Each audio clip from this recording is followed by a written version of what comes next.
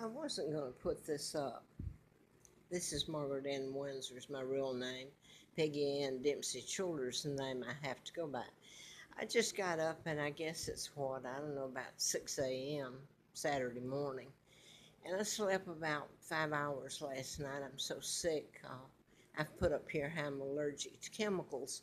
My immune system attacks itself, and literally the inflammation when it's accumulated over the years, because I've been deliberately placed where I had to inhale toxic fumes.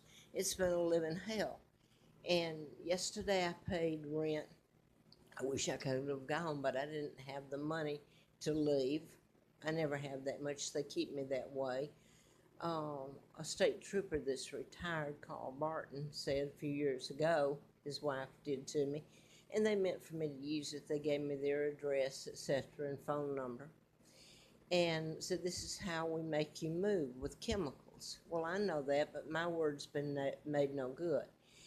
But I came back yesterday from paying rent, and God, the fumes poured out. They use the air conditioning, and if you say anything about the air conditioning, why you can't. How do I prove the fumes? I mean, I'm walking around here with vertigo, so sick I want to throw up, and I can't. It attacks whatever they put in there, and they do. It's just a weapon rather than a gun. Um, it makes the veins in my legs just horrifying and burn and break. And if it does it to my legs, it does it to the rest of my body. But it's like a living hell. I went by one man who he's been living here for a couple of years. And it's a motel, but they rent to people who stay by month or etc.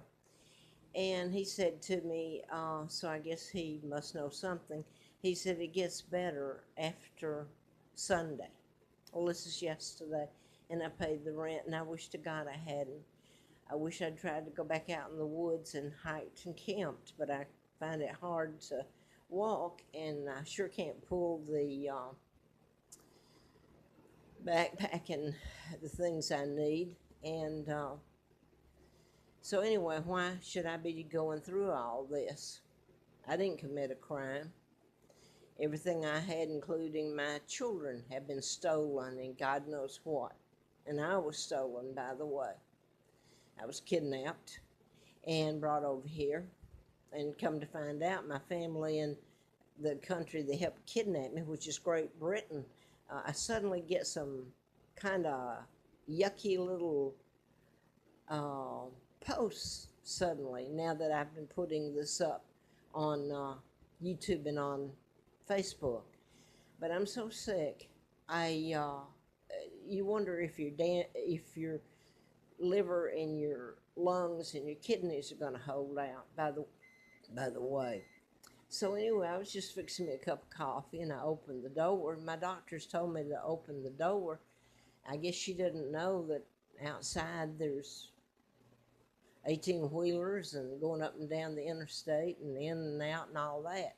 But anyway, all I did, I was so sick, I opened the door.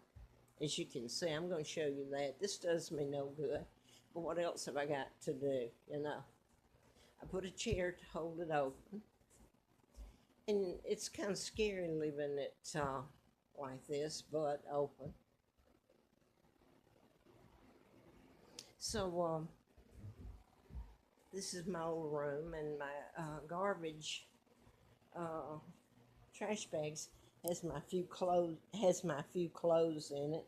Still have an old suitcase and a backpack and a sleeping bag. So I guess that was a turnoff. I'm trying to get around fixing me some coffee, and suddenly these two dogs appear. They're little ones, and they come in, and it kind of scared me because this big man's coming through the door, and he's trying to grab them, and one's named Holly and something. I remember that. And he said, "Come here, come here." And I said, "Well, oh, that's okay." Uh, I was saying, "It's okay. I know you can't help your dogs coming in." Well, I guess he could. And he said, I said, here I am explaining to him. His dogs have just come through the door. They're not on a leash.